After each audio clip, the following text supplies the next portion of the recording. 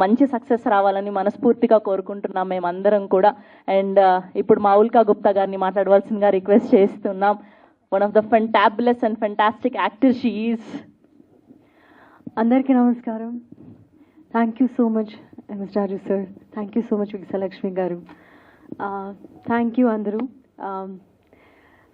తెలుగు వచ్చు కానీ ఇంగ్లీష్లో మాట్లాడడం ట్రై చేస్తున్నాను. సరే, సో యాక్చువల్లీ నేను యాక్టింగ్ అయితే I started acting at the age of 6. హిందీలో మోస్ట్లీ పనిచేశాను. ఝాన్సీ రాణి సీరియల్తో లాంచ్ అయ్యాను. అండ్ దీని తర్వాత got many opportunities.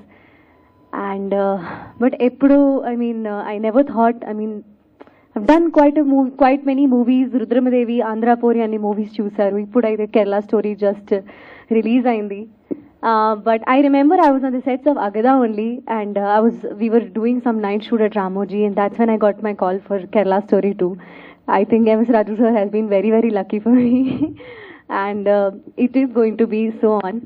Ante sir, I just want to say idi oka goppa opportunity for me. Anni genres chesanu kani thriller, this horror divine thriller is a different genre that I have worked in. And chala expectations undi. I got a great role as Mahima, and I learned so much from Kamakshi, Shravan, Jovika. They are fabulous, dedicated actors. Nani garu, thank you so much for tolerating me. Thank you so much MS Raju sir.